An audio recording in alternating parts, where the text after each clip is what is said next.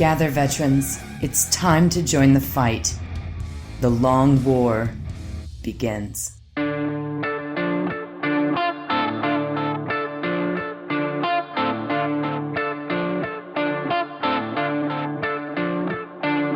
Dog Katie Boucher here, The Long War, joined tonight by the legendary Wyatt Turk of Jack of Clubs painting on Twitch. He's world famous. How's it going, man? Yo, what's up? I forgot to put my wrestling shades on. I know. For the people who are watching live.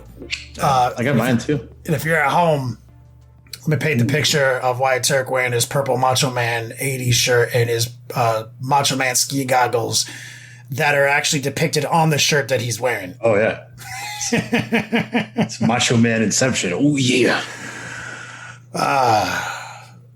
We do not have Rob tonight. Rob's unfortunate. I'm sure it's going to be all over the internet here soon. Anybody who's friends with him, Annie Cat has passed away. That happened today. The rock of that man's existence, who's always been with him as long as I've been friends with Rob for over a decade. So he's having a pretty rough night. So, he took the night off. Now, I'm sure you'd appreciate any kind of words you have up there, and I'm sure there's going to be pictures soon. But I think we all can relate to that. But keeping it positive and keeping it flowing with a two-man show, no adult supervision. We're going to just launch right into it. Fuck it. Oh, yeah. So let's roll out to Wyatt's Cave of Wonders. Touch nothing but the lamp. Yes. Would you rather never have sex again or have giant spiders rule the planet?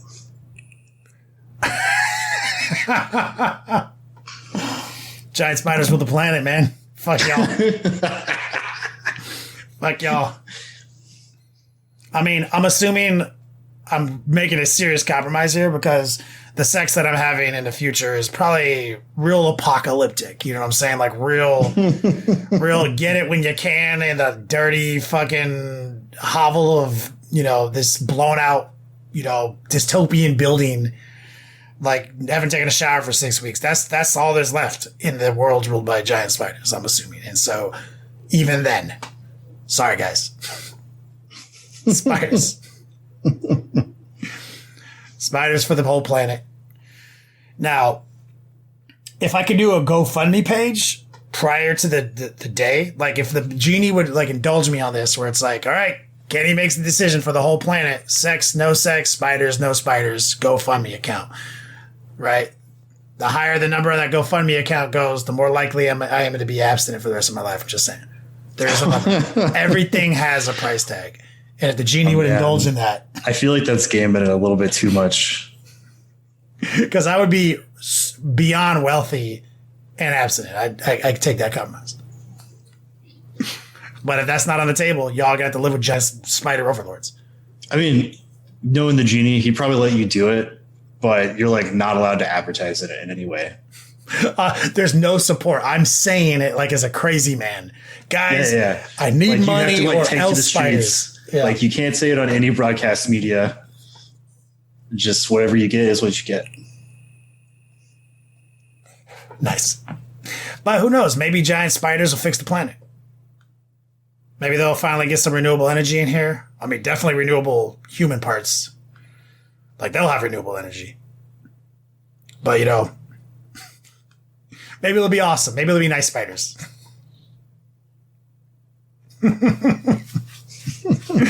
Kara Quinn's I hate spiders.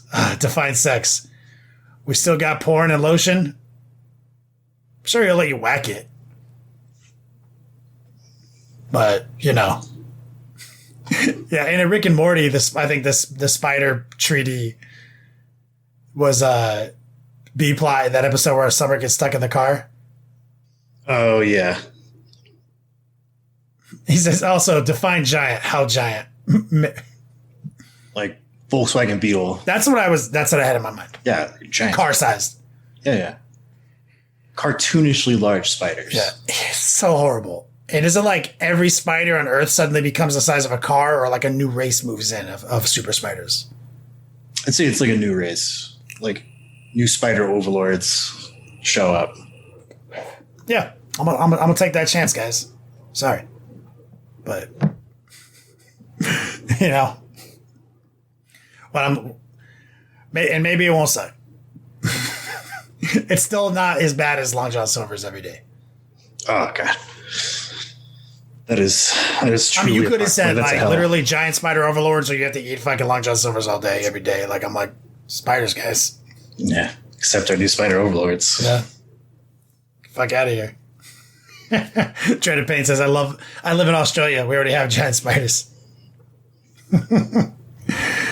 Oh man. So we got a lot going on here this month. It's actually my birthday tomorrow, which maybe is today based on people listening to this podcast. I'll be streaming my normal time on Friday, 2:00. Got lots of giveaways. I'm going into retirement. Basically, you know, any day keeping my last day streaming based on my age now. You know, I don't know how many more days I have left in me, but got a special reveal tomorrow, which is since I'm going in retirement and it's probably my last show, right? Because I'll be 39. I'm going to go out of retirement at the same time. And whoever the top D is that night can get a commission for me. One model, single model commission. And there are rules. And the first rule is don't game my fucking rules. Yeah. So no, it cannot be a Warlord Titan. Yes, absolutely. Didn't even want to define that in the rules. I just said you fuckers know. But so it's gonna be a hype celebration. I've celebrated now 6 birthdays on stream.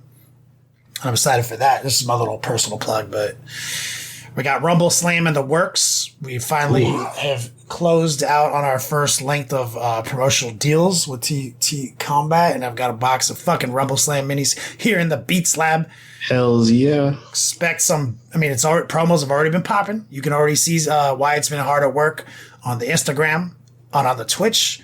Expect to see more and more collaborative works culminating towards something epic here really soon, probably starting next month. Now, I don't know if we got new patrons, if that's something we're supposed to shout out. I can look. Well, look, we hit our goal, guys, because you guys are awesome. And, you know, we are working on annuals and everything. Just, it's like one thing after another. But we will certainly have our new promotion here really soon. They've unlocked it for us. No new ones yet. No new ones. Okay, guys, great job. But I do appreciate you getting us to 100. Now, let's just fucking do it. So a lot has happened. We're going to California team, the California team tournament at the end of the month, like a week. Yep. List submission was last night. Yes. We can't see lists, but we can see factions now. And this is all in the wake of the new balance update that we talked about last week. And the question has been posed or stated. Maybe no one even asked this question. Maybe I'm just being clickbaity, but Marines are OP, need nerf. I don't know about that. Well, based on just the list I can't even see, it seems like a lot of people are bringing Marines, dog. Yeah, but I mean, everybody has Marines, and it's like a lot of people, they're Blood Angels, they're Ultramarines, they're Space Wolves, like that's like their favorite shit. Like that's what got them into 40K. And any excuse to be like, oh, I can play this and like I'd not get my shit pushed in. Like, yeah, bring it out. Let's play it. So a lot of people are bringing Space Marines again. That's true. Honestly, I think it's worth discussing how good is Armor of Contempt? How good is this AOC rule, right? Which anybody who's maybe missed last week or they do shift work or whatever they do, the new balance update has awarded based on keywords, which is basically all Marines, with some exceptions to people who you thought might be in the correct department of keywords. They're not, like Grey Knights and Custodes. But a Marine gets this new special rule, and it's not +1 to their saving throw, but it functions similarly. And it's an important distinction to make because what it does is it degrades the AP of incoming firepower by 1, which is different than many rules you're familiar with, like ignores the AP of 1 or ignores AP of 1 and 2. No. Degrades it. It's AP 1 goes to 0. 3 goes to 2, et cetera, et cetera. And it's not a dice roll mechanic, which many people have a, +1 to their saving throw. So it stacks with certain categories of inherent +1 to their saving throws, like cover bonuses and stuff. But they were very specific. It does not stack with shields, and they have a list of things it doesn't work with, like other War Gears and Relic that do the same thing. Right. So if you already benefit from something like that do that, yeah. Because it's a different wording. It's not ignores the AP of 1 and 2. It's not adds 1 to the saving characteristics. It literally degrades the incoming firepower by 1. So it's pretty fucking powerful. And it's a huge rule that applies to like literally everything in Marine dexes, dreadnoughts, rhinos, fucking Terminators, everything, right? So huge, broad stroke applied to this entire fucking group of people.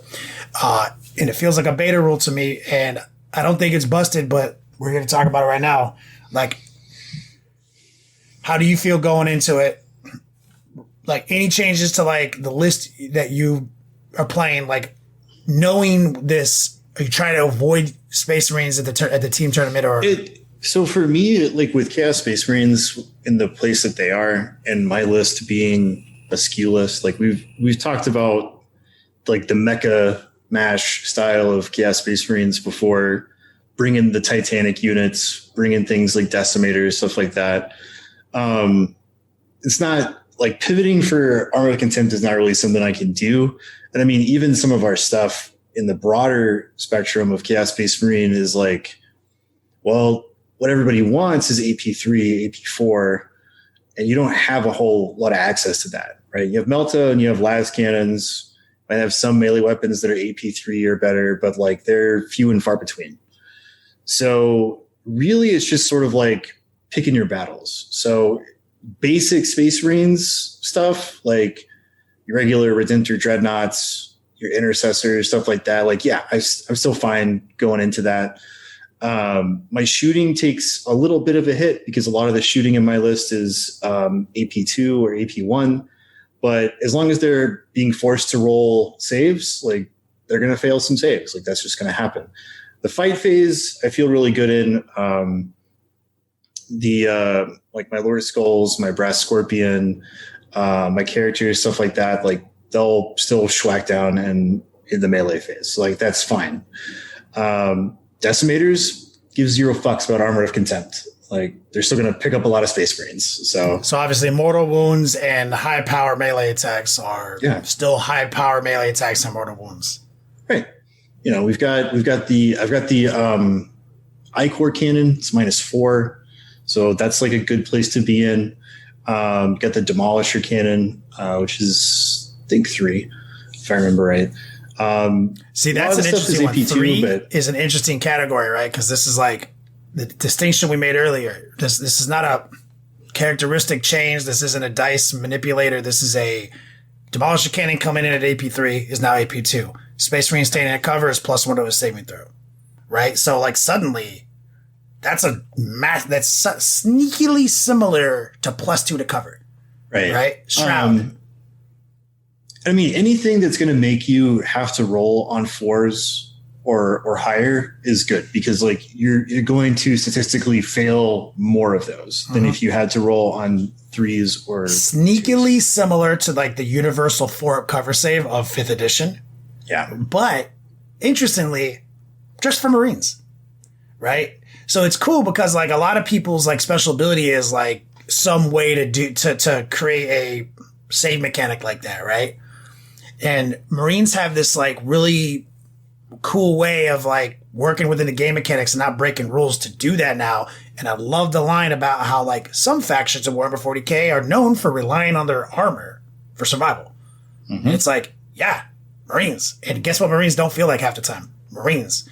And so, yeah, this has been one of the biggest thematic rules that Space Marines have gotten in a really long time that makes power armor feel like power armor, right? It's like it reduces incoming AP by 1. Our vehicles are better. Like a Rhino is, for all intents and purposes, better in every way than a Chimera, right? And it keeps going down the line. So it feels right. And even other factions they listed, like your Sisters of Battle, like they wear power armor. They have rhinos. They have Predator variants. They have the same fucking armor, Aragon war suits, like all that stuff, like reduces AP by 1. Great change. I'm pretty excited about it because I'm a big fan of rules and gameplay and narrative, kind of like having conversations together in those departments in game companies, because there's always this like head story, head canon, or like the fantasy of a Space Marine is that bullets bounce off him. Okay, how does that happen on that's canon, that's fantasy. How about the play element? Like, how does that feel? Like, does it feel like there's any resistance to a Marine getting shot at? Nope. Okay, we got to figure something out.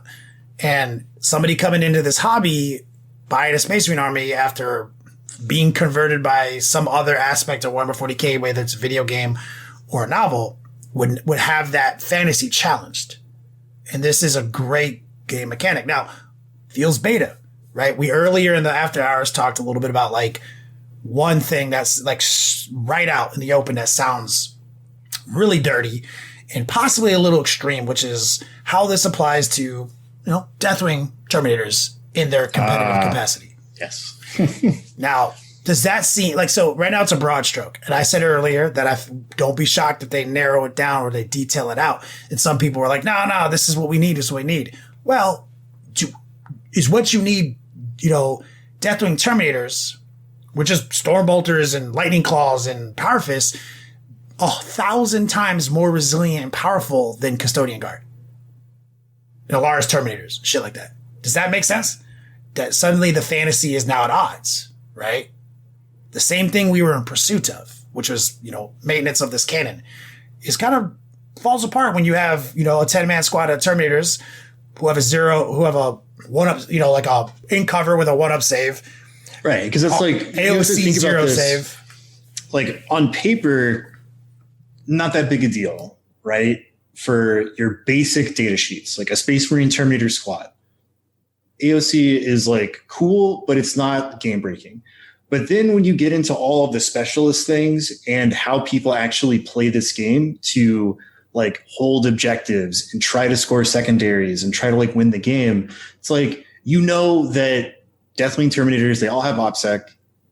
They all have transhuman physiology all the time because they're inner circle. They're going to have like an apothecary nearby. They're going to have that banner for -1 damage nearby. And like, they're going to try to sit on a objective or near a piece of terrain and like have all of those stacking bonuses. And then all of a sudden that one little thing creates this domino effect that makes Deathwing like monstrous. And that's an interesting way of describing it too.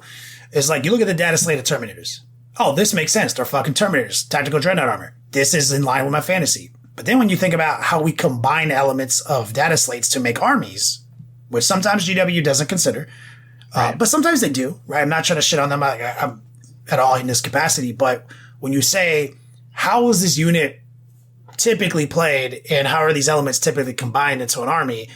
And now when you really see this, like this domino effect, as Wyatt pointed out, and anybody who doesn't know some of these names of these things, maybe they're not as competitive. Transhuman was the first new cool rule we got in 8th, right? This concept of like, you can't wound something on a number beyond this, no matter what. Right. You can't wound them on betters and force. That's a damage mitigator rule. They have access to -1 damage ability, a damage mitigator, right? They have a selfless healer, so they can bring a guy back every life. Damage mitigator, 6 of fatal pain from the same guy. Damage mitigator, cover, damage mitigator, AOC damage mitigator. That's too many fucking damage mitigators, guys. Right. Like, it's too many, and their objective secure. Like, and then like, that if somebody's going to bring an apothecary, they're also planning to build into their list the ability for that apothecary to bring somebody back from the brink of death. So it's like, okay, I have to work 4 times as hard to kill a Terminator model. And they're just going to bring that model back. I mean, right? So everyone knows no matter what your save is, you roll a 1, you die. You fail it, right? Mm-hmm. So you roll a 1, you fail it. That's 1 in 6. Okay. We play a 6-sided game of dice. So a Terminator needs to be wounded 6 times, right? If he's rolling on a 2 to fail a wound. They have 3 wounds. 18 wounds have to get through. That's through your rolling to hit, rolling to wound steps. 18 fully fleshed out, finalized wounds just in a perfect vacuum to actually drop a Terminator who then automatically gets back up for Selfless Healer. Yeah. So no resources. So nothing has actually occurred until you've doubled the 18. You see what I'm saying? And now with the Armor Contempt stack, -1 damage stack, all these stacks, you like, what AP do you need to be at just to get them off of fucking 2? You know what I'm saying? Yeah. And so, I mean, like, it's starting at, like, you have to have AP 3 or higher, right? Just to start, like, putting a dent into stuff that, because, like, if you had AP 2, you're like, okay, you're putting all these Terminators on, 4s. If you have AP 3, they're on 5s, right? And then beyond that, they're still on 5s because they have an invul save. But because of the way that they have so much to reduce AP, get bonuses to their armor saves, things like that, like, all of a sudden it's like, well, it's not possible to have the volume of anti-tank weapons all of a sudden to take out these guys. And it's like, well, if there's nothing you can do against it, it's not even like they have to be offensively powerful. Like, they don't really have to do anything to you. They're just borderline impossible to kill unless you spec hard for it. And the interesting thing is, someone in chat mentioned, who's your boy Spec, actually is biased as Deathwing player. And he's like, he does mention, it's not like Deathwing were crushing the meta before. He says, at best, this makes them punch up into low S tier. And so I was actually going to be like, okay, we talked a lot of shit on Dark Angels right now, as it's like, our Space Marines OP? Look, first off, they're not. We don't think they are. It's a question and a discussion, right? But he's not wrong. Deathwing are not crushing tournaments, but they're good. Especially the Deathwing Ravenwing mix. And prior to AOC, this unit that we just talked about to you guys was basically already unkillable. So actually, it's only another tier of unkillable. It was already a trap, in my opinion, to really spend resources on interacting with this unit based on that math we just talked about. Because they were just running Storm Shells before anyway. And kind of getting the same result, the +1 to the save, right? So it was already kind of happening. Now they're just saving points and doing the same thing. So to like even counter ourselves on this discussion, it might not even matter on what I'm. Oh yeah. So like the mitigating factor is that like it's a style of play that doesn't appeal to a large amount of players, because it's very like, I have to have a very, very smart movement phase. I have to have a very, very smart like command phase where I buff everything perfectly and order of operations. And it's very like take and hold. Like you have to go up to where you need to go, and you have to take a lot of punches on the chin. And it's not the favorite way to play for a lot of people. And then on top of that, like statistically speaking, Dark Angels are not one of the more popular Space Marine chapters that a ton of people buy into. I've talked to a lot of people. No, they are popular theoretically. People love them. Yeah. Like even when Deathwing is like spicy in meta shifts, you're not seeing a whole lot of like hardcore Dark Angels fans. You're seeing a lot of people with like Terminator models that are painted in whatever color scheme, right? Because like painting Deathwing is not something that appeals to a lot of people because it deals with colors that are traditionally more difficult to paint, like bone white, not easy to paint, right? It's very frustrating for a lot of people. But what I do think is going to happen is we're going to stop seeing like pure Deathwing, and we're going to start seeing the Deathwing detachment in a larger Dark Angels army kind of split between Deathwing and Ravenwing, because Ravenwing gets all of the armor contempt stuff too, and they were already like the tankier, like fast attack choices because they have the Ravenwing buffs, like your Jinx saves, and you get like Speed of the Raven, like all this other cool stuff. So if it were me, like if tomorrow I had to play Dark Angels, I'd be like, well, I want like 2 beefy boy units of Deathwing, right? That I can just plop somewhere and they'll never die. And then the rest of my army is going to be like all Ravenwing stuff. So I can have like tons of melter shots. I can be super fast and have all of those other bonuses. That's a good point. And so, and again, not to pick on Dark Angels, like Thousand Suns are stacking damage mitigators. Death Guard are stacking damage mitigators. There's a lot of damage mitigators. Now, the cool part about this is that, like to Kara Quinn and Chat's point, Greenwing, right? A lot of things are worth a second look now because of this rule. And that's a huge star gold star in the I column. think that's the biggest star, actually. Like, that's the best part about Armor of Contempt is all of a sudden parts of people's collection that they have sat on the bench is now like, put me in, coach. Because it's like Centurions is a great example. Like Centurions have been kind of out of favor for a really long time for multiple reasons. But now it's just like, hey, man, I'll take like 3 or 4 chunky boys to like sit and hold somewhere. You know, like that's a great unit for that. I mean, even fucking just a basic Devastator squad suddenly is like, huh. Yeah. You know, I like the points for output here, but survivability has always been an issue. Damn, they just got free survivability rule. I mean, there's a lot of new things to look at. And so gold star, 100%. The only issue I have is back to game canon, the fantasy, is that with the controversial nerf of Custodes, this example of several people we can list benefiting from this rule in a capacity that makes them seem stronger than the strongest of all astartes is a little upsetting, and I hope GW revisits the Custodes nerf and just undoes some of that damage, because it's bad for the fantasy. Because I don't think that the balance changes to Custodes were 100% wrong. Like, I'm not saying the entire thing is wrong. Like, there were things that needed to be fixed. The problem is, like, they focused on stuff that was so far removed from the reason that Custodes were so oppressive in a competitive setting. Like, they didn't address the offensive oppressiveness of, you know, your Virtus Praetor jet bikes. Like, everybody's running 9 jet bikes, and like that was why they're so oppressive. They can like shoot across the board, throw out all the salvo launcher missiles, and then like get stuck in and charge stuff, and then they have the stratagems. Like, if you didn't want them to have those stratagems, like, that's fine. You can nerf the use of those, but then also taking away the OBSEC is probably one of the bigger ones. Like, that's a huge problem. And that wasn't even why Custodes were oppressive. Like, there's a bunch of other factions or sub-factions that have the ability to be like, my whole army is OBSEC, right? And it applies to more than just their infantry, which is kind of an issue. Yo, guess who just called me? Oh, who? I got the legendary Rob Baer on speakerphone. Rob! Hello, fellow humans. Hello! You're live. I won't lie, I drank a lot tonight. That makes sense. How you feeling? That's fair. No, you know, it's been a rough day. My eldest fur baby passed away. It was a little rough, but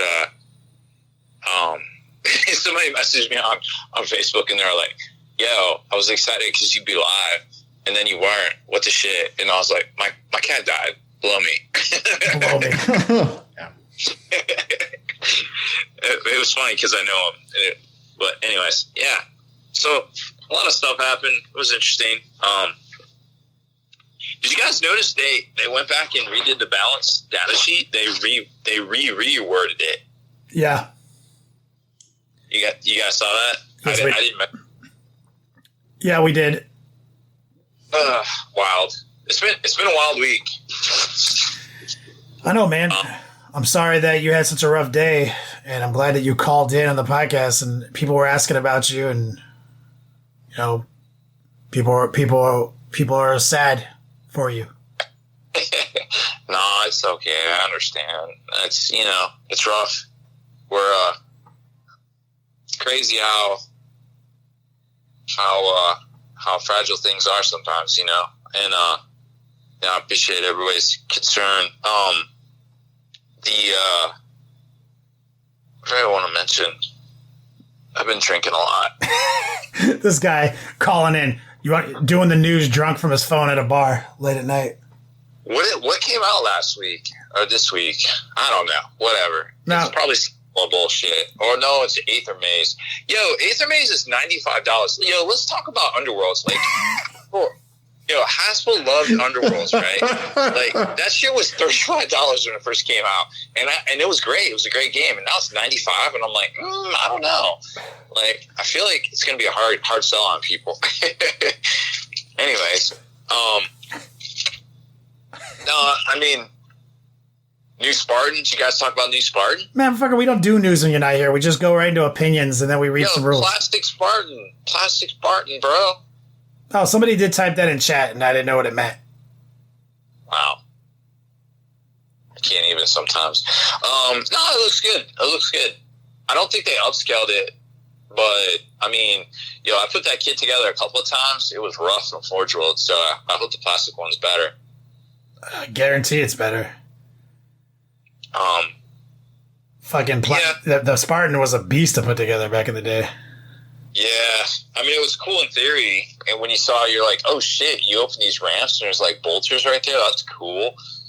It's like, all these quad mass cannons, what? But then it was like, wow, this is really hard to put together.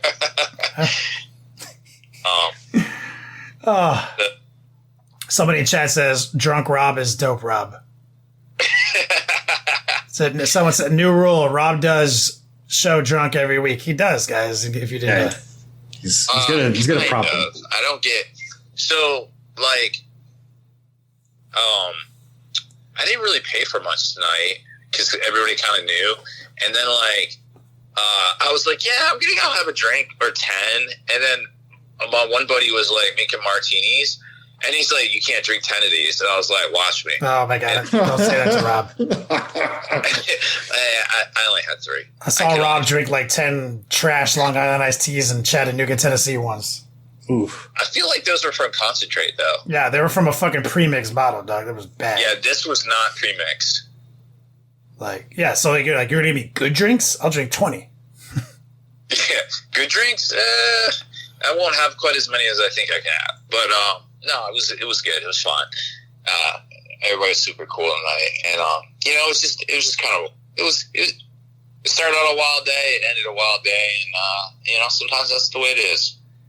Man, I feel bad for you, brother. Thank you for calling in and giving us some news. So we'll make sure to talk about the Plastic Spartan and Shadespire being or Underworlds being straight garbage now. I don't know about straight garbage. It's definitely like, do I know anybody that plays this? I don't. I'm not going to buy it. Yeah. We'll just push everyone to Marvel Crisis Protocol for you. It's definitely gaining in popularity, I feel like. All right, look, man. You go to bed. You sleep it off, and then I'll have work for you in the morning. And we are all sorry. Everyone who's listening in is like, already throwing out their condolences to the legendary Annie, who has been a part of your life longer than I've known you. It's true. She was almost 20. Crazy. It's fucking nuts, bro. Well, look, man. Good night. Thanks for calling in. We love you, okay. Man. Bye, guys. Get a little call in from the wasted Rob. I'm glad look at this professionalism. He's so professional that he'll get drunk and call and do his job still. I don't know if that is the definition of professional, but certainly a strong drive to work. He will. He's dedicated. All right. So just to do what I said I would do. Hey guys, the Spartan is plastic now. If you guys didn't catch that, oh my god! And Warhammer Underworlds is like $90, I think, and it's like it's bullshit. What the some fuck? bullshit, guys. Some bullshit. God. Fuck out of here. Play some Marvel Crisis Protocol. It's a way better game and it's gaining popularity. Rumble Slam. You get a ring. I'm just doing what I said I would do. I was thinking Rumble Slam the entire time he was talking. But I said Crisis because I know that's what he wanted to hear. I was like, Rumble Slam, dog. Come on. Get a whole team of Rumble Slam for the same price as like 2 MCP models. A whole team. Rumble Slam is clearly where it's at, guys. I'm going to put my glasses on because that's how I feel right now. So, oh yeah. Oh, yeah. So, Space Marines OP, probably not. We're going to find out how the Space Marine meta looks in a very vacuum test California team tournament this month. We've got Matt and Demeki from Dice Check filling out the long Dice Check war team with our boy Big Red Zach, the tallest, most handsome man in Warhammer 40K. So a lot of Marines in the roster. I mean, every Marine you could think of. A lot of Blood Angels are being represented. Black Templar are being represented. Tons of Space Wolves. Some Death Watch even. There is going to be a lot of new information coming out from this event that we're going to be able to bring back to you guys. And so we'll see how the cookie crumbles, see how OP Space Marines really are, but I don't think they're OP. No, not OP. It's just a nice quality of life buff for Space Marines, and it lets them kind of stay in the game. I agree with that sentiment. Also, Chaos got better. So, as you mentioned, you're bringing your skill list back out of retirement. You're bringing the Lord of Skulls. All of my stuff gets armor content too, dog. Armor content. Yeah, so I can't beat them. Join them. Let's. Also, certain, and let me take 1 second to rant. Plague Burst Crawlers, talked about it last week. They're gone, right? In some capacity. That's good for the game. That hurts me. Armor content. That's good for the game, even though sometimes that hurts me. Harlequins going up in points. These is healthy game mechanics, and I love seeing this. Some people say this is why I can't start playing 40K. It's just too much to juggle. It's too many things. They change too much stuff before I even pay my army. While I understand that, I urge you to power through that and get as committed to getting into the game as you were when you got into painting your models. Like the amount of YouTube videos you watch, the amount of paint products you purchase based on recommendations, all that R&D you did just to get your hobby off the ground, the clippers you bought, the types of super glue. Think about all that work you did, all that effort you put in. It's going to take that amount of effort again to actually get into playing the game. And so when people like me and Wyatt see these balance updates and we have to make, huge sweeping changes to the way we're playing, like sometimes, with a week's notice to do the thing we want to do, we're never like, oh my God, this fucking sucks. We're like, yeah, tight. Let's do this scheme. And so that's a part of the game that's so fun. It's hard for me to put it into words in a way that somebody who hasn't partaken in that part of the hobby to believe me just at face value. But all I want is people to have that much fun, and you can't have that much fun. You can't have as much fun as me and Wyatt if you're not trying to play the game actively and also trying to be a part of the balance updates and trying to throw that into your lists and try to go and play these tournaments. Like that's the maximum fun. Building, collecting, painting, and playing. Games Workshop, not models that you don't play games with Workshop. Yep. So I had that discussion with my students, a few of my students this week. So yeah, I mean, I view there's some models I paint just to paint, right? Like a cool showpiece model, like it's a lot of fun. But almost everything that I collect is for gaming purposes. That's why, for me personally, Warhammer is not that expensive because I don't buy things just to have them in a collection. I only collect stuff that I put on the table. And if it gets to a point where I'm not going to put it on the table anymore, then I give it to a friend who maybe needs some stuff, or I give it to somebody who's brand new to the hobby and needs a jump start, or I'll sell it. Otherwise, it's meaningless to me. I want to play the game. The game is what matters. Mm-hmm. My anecdote that I totally made up that's not even provable in any capacity is 30 years ago, some dude was like, yo, I just got this idea for a sick game. Check it out. And then this other dude was like, I guess we have to figure out how to make some models. That's how this went down. It wasn't, check out these dopey, shitty models I just sculpted. I guess I got to figure out how to make a game about it. It's always been a game. You know what I'm saying? And so that's the funnest part and that's the biggest motivator for me. Someone in chat did ask, and I think this is a good question to answer. Wait, Daniel Hicks? Is that my buddy Dan? Because I'm friends with a guy named Dan Hicks for 30 years. He's on YouTube, which does track with his boomerness. Mm. He says, if I'm getting back into the hobby, it's yes. Oh, man. You said yes. It is my man, Dan Hicks.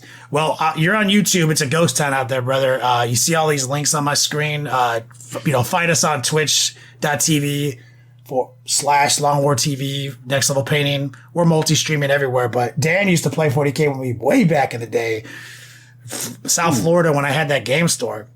Yeah, so he had a Black Legion army. I remember when we schemed that list, bought the models, collected it, got it painted in like weekend or a couple days for a tournament. And he has a model. It's like this converted Abaddon that's turned into a Slanesh sorcerer lord with like a lightning claw and the lash of torment. Okay. And I saw him. I interacted with you like maybe 10 years ago in Miami. We met up with the whole crew, and this guy Max, he used to also game in our shop. When he was like 17 years old, saw that model, like, cause Dan had like broken out the models that had been in a storage container for 10 years. And this kid looks at it. He's not a kid. He's a grown man now. He's like, this model's a part of my childhood. Like going to tournaments every weekend at UGS and like this model beating my ass. It's a part of my childhood. Those memories don't exist, right, without the game. Now, his question was like, what books do I need if I'm trying to get back? Right? It's a really good question to answer, right? Right out the gate, you need the GT chapter approved book. Yeah, I mean, so the short answer is wahapedia.com. The slightly longer answer is like any books that you feel that you need. I have the GT book. That's what we use. We have a unifying book for organized play now, and they're going to have a new one of those every season, every year, right? So I have that for ease, so I can have the physical book in hand, that sort of thing. I haven't bought a codex in like 2 years. I just use online resources because until Games Workshop decides to do the pro community thing of making the rules for this game digital, then like I'm not going to keep buying books because to me the books have no worth when they are either like full of errors. They have to be FAQ'd 2 weeks later, thus making me have to like put sticky notes in there or like write into it. It's like the books are invalidated upon release, so it's like I'm not going to buy them. That's a fact. So all you really need is like if you want to have a physical piece of literature in your hand, you don't need the big fat core rule book anymore. You just need the GT chapter proof handbook. Just the GT element of so you know the missions that we're playing and the secondaries. That's a big part of the game right now. Is like asymmetrical mission design has been where the game has gone for a long time. So that plus if you want a physical thing in your hand, if that's where your life is, wait a little bit if you're going to get back into Chaos because they're going to get a new codex here this year. So don't go and buy the old one next month. Probably. So just hold off on a codex purchase. If you want something physical in your hand, get that GT core book. Outside of that, get online, join some Facebook groups, get into, 1,000 different Chaos groups and check the rumor mill, Warhammer community, spiky bits, and so that you know what models you can start buying now so you can like get ahead of the curve and start building and breaking them out and painting. I'd say if you try to get back in a hobby, your number one concern would be like what paints to buy, what hobby products to buy, because that has evolved a lot since the old days. We don't want shitty ass Citadel paint pots anymore and GW paintbrushes. We got better stuff now. Yeah. Now, that was our opinion piece, right? We like to fill the air with that when Rob's not here. But, of course, we're going to be professionals, and Wyatt's going to lead us in a discussion of some of the new stuff that dropped. New night stuff. We got some new information. So, yeah, we got new article today. Or not today. It was like a couple of days ago, but, yeah. Talking about some of the cool new things the Knight Abominate can do. The Knight Abominate is the new Chaos chassis for the Questoris Knight. Comes with the tentacles. He's got the tentacles. He's got a tail. He's got a big old Volkite cannon. He even has like birds that like just hang out in his armor, and he sends the birds out to go fuck people up when he wants to. Like, it's coolest. But he can also cast psychic powers. They showed off a couple of those. So they got I think it's called the Warp Storm Discipline. And one of the powers they showed off is called Winds of the Warp. It gives the Psyker a 5-up Feel No Pain So on a 5-up, you ignore a wound if it was lost. And if you make your psychic test and it's 8 or more, War Dog class within 6 inches of that big knight, they get a 6-up feel no pain. Free rules. Pretty cool. They have another one called Spite Squall. If you don't know what a squall is, it's another word for like a storm. So it's a spite storm, angry storm. It's a targeted spell. It's 18 inches. It turns off a unit's ability to overwatch or set to defend, and it puts this little tally on the unit. And for every model in that unit that dies, it gets 1 tally point. And at the end of every phase, if that unit is still on the table, you roll a dice for every tally point, and on a 5-up, they suffer 1 mortal wound. And then at the end of the phase, it's reset to 0. See, that's the kind of rules I can get behind. I like a balance of complex rules with some simplified rules. Yeah. So I like something that's, has guts, like it's like there's stuff going on here that I have to be responsible for and I have to scheme on, and I like that. Yeah, it's a pretty interesting spell. We had some leaks talking about some of their other spells. Like one spell that just does D3 mortal wounds, and the nearest unit or units to the target also take a mortal wound. And if your test was 11 or higher, it's D3 to all the targets. It's kind of interesting. And there's also one that can force a leadership check, and if it fails, they take a mortal wound. And some unreleased ones as yet. Interesting mortal wound mechanics. Yeah, psychic table is going to be kind of interesting. On top of that, I think the Abominant is going to be really popular just because it gives you a psyker and an army that previously had real trouble interacting in the psychic phase, especially for secondaries. Like having an Abominant, even if you don't like any of the buffs, like if you're like, oh, all these buffs are trash, he can just do psychic interrogation and God damn it, also dish out some shooting and dish out some melee. It's solid. I'm dick hard for that. Because it's always hard to figure out your secondaries, with an army like that is going to be restricted from certain actions, right? Because so many actions are infantry, keyword, blah, blah, blah, right? Like having access to psychic ritual and or psychic interrogation, because even ritual has become a viable option now that I'm gearing for psychic interrogation for a lot of my lists because it's so easy to do now. Mm-hmm. And sometimes based on mission design, I might go ritual instead. Having multiple variable angles to approach with these cool buff spells, but also to know you can score 3 points a turn on your secondaries.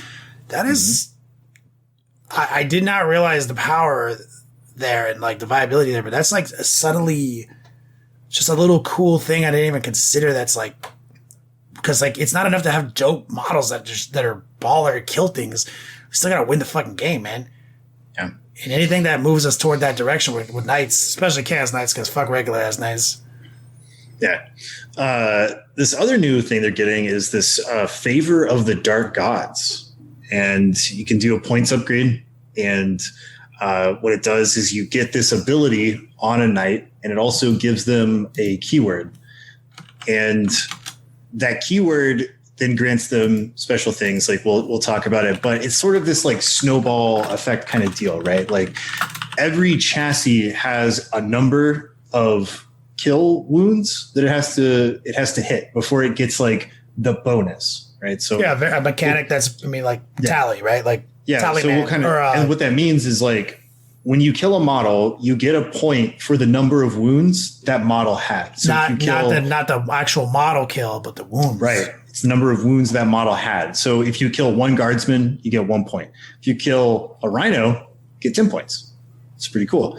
And so 10 is going to be a number you're going to want to keep in your head, because that's the number for your basic standard knight chassis. So war dogs, they need 5.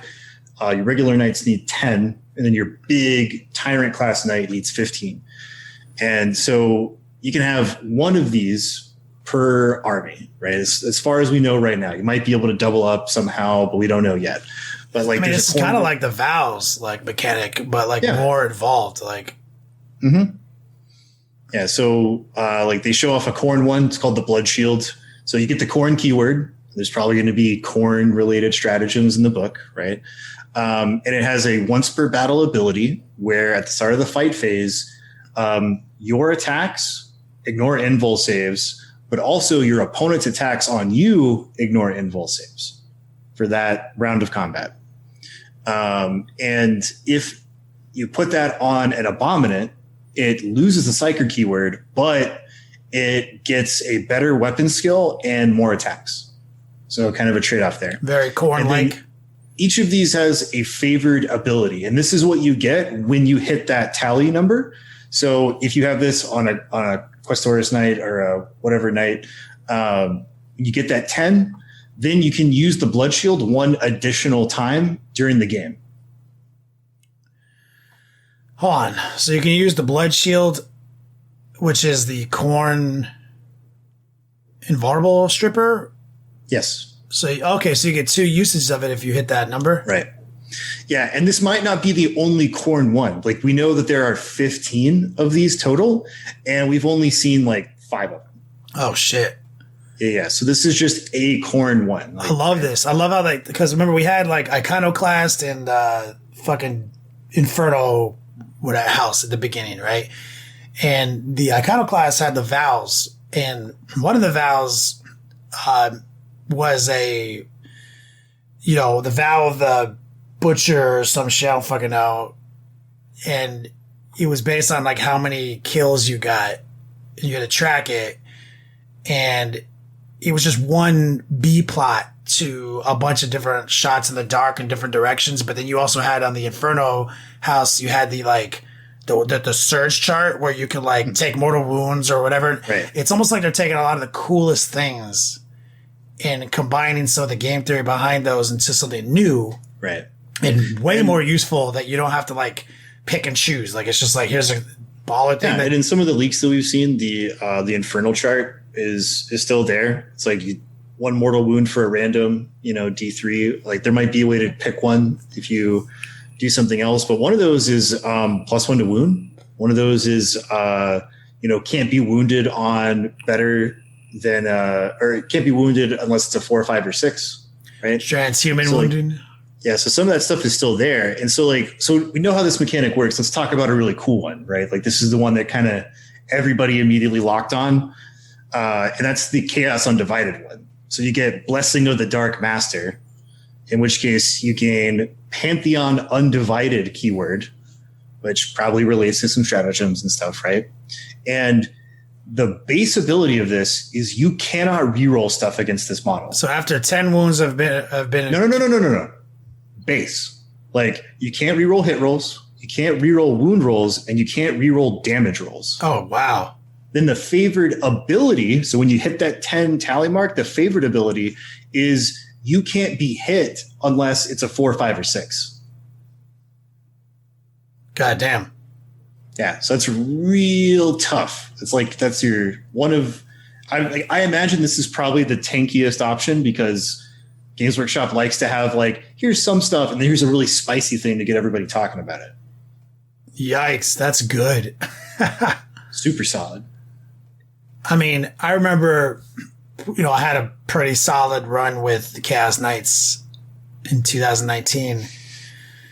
And there was a combo where we were able to do something similar where we had a transhuman vow, like, wasn't like the Beast Slayer, it was like Carnage or some shit. And that was like early days transhuman becoming a thing.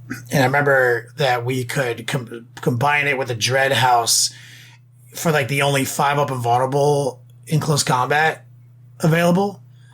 And I remember just having like this one night that just had a 5 invulnerable in close combat, but also had this transhuman vow. And I remember that being tanky as a motherfucker.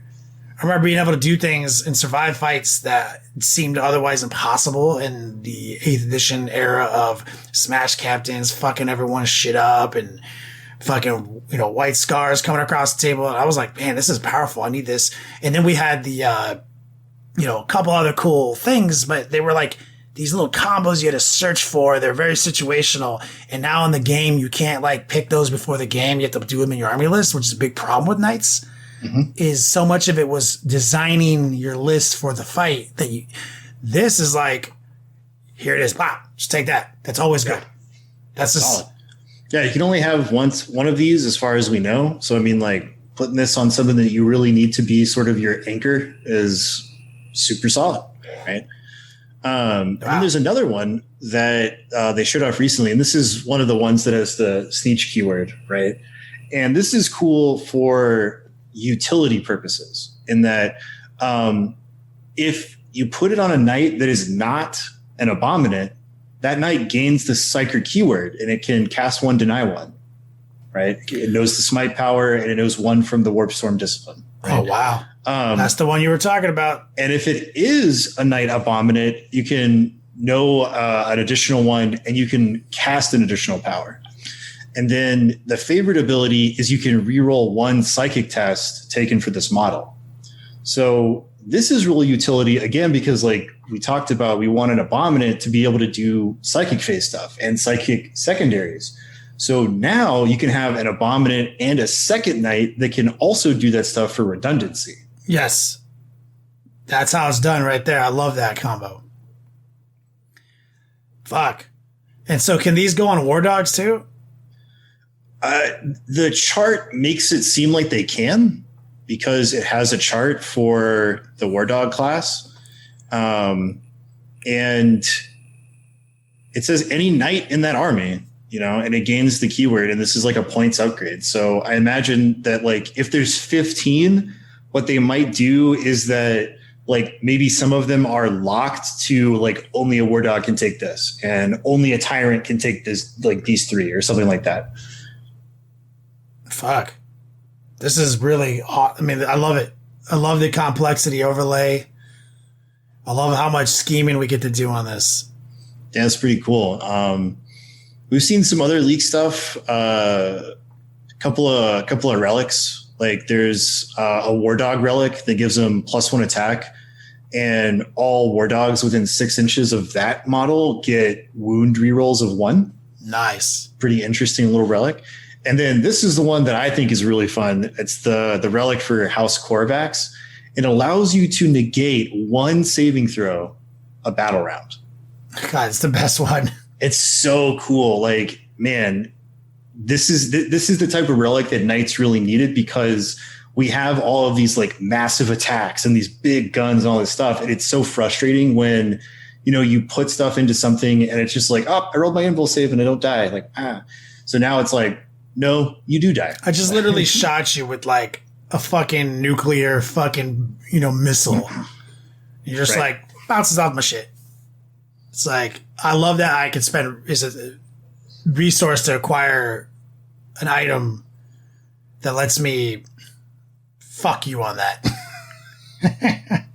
Yeah, because I mean, like, you know, you pay all these points because like knights are expensive, right? So like, bring my Tyrant. It's got that ballin' harpoon on there, right? It's supposed to be this like big dick damage, supposed to take out something, right?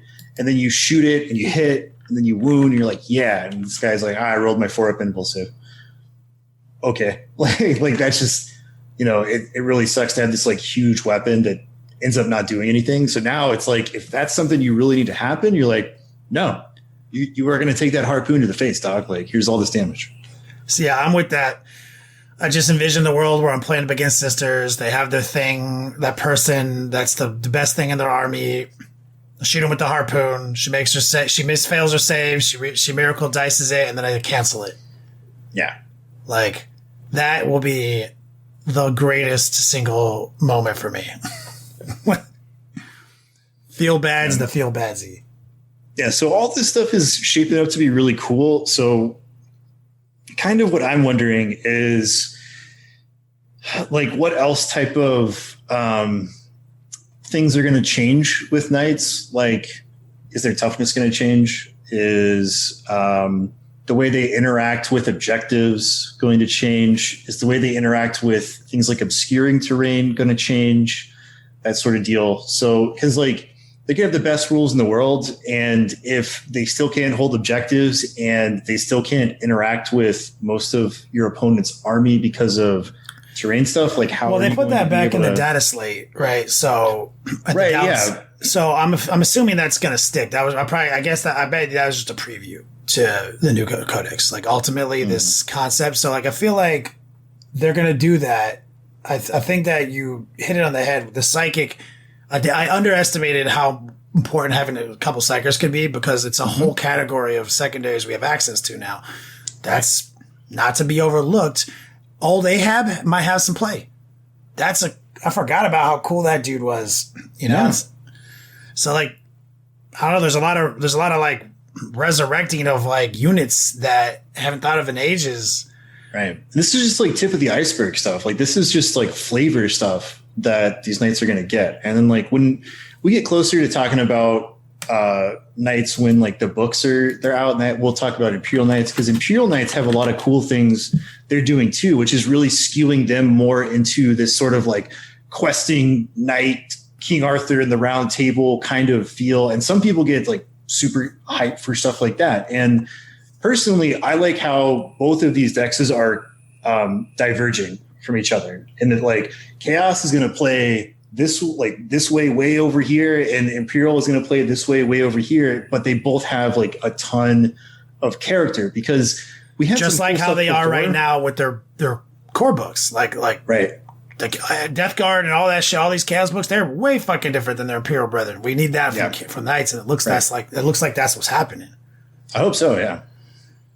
That's a good point. I hate it when it's just like good guy versions of the bad guys and shit. Like this is a lot more flavor, man. I'm very excited for that. Yo, we got our boy Jason Krug in chat talking about his Deathwing, and he's like, you said something that I did here at the end of the show that I feel like it's worth bringing up, and I didn't even think of that unit. But he's like, the Black Knights. Fucking totally forgot about that unit. Right? They've taken a backseat to so much of this new stuff.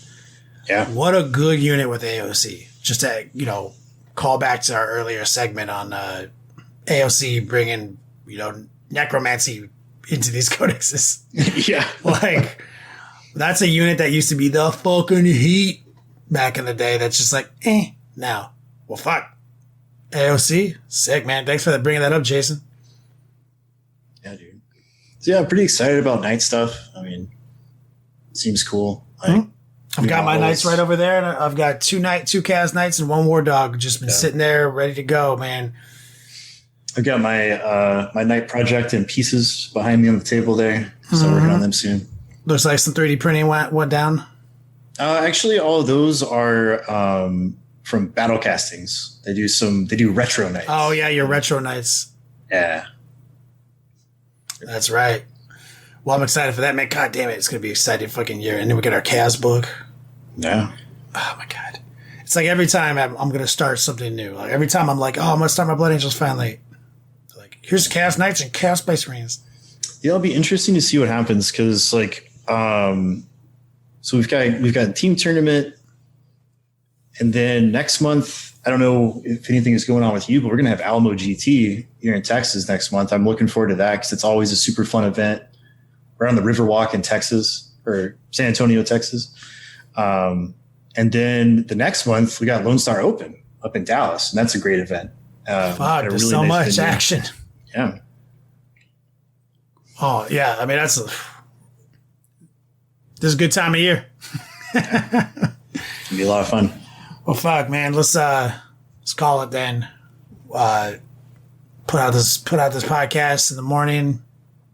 Hopefully, Rob could sleep it off and do our content distribution in the morning. But this is when I do our bit, and I throw it to Wyatt. He'd throw it back to Rob, and we'd annoy the shit out of him, which is a cherished moment of the evening for me. But I guess instead we'll just say, go to Patreon, longwar.net, marketing, give us money, because we need money, because we used all our beer money. Is that a good promo, Rob, if you're listening to this? Is that good? Is that what you wanted?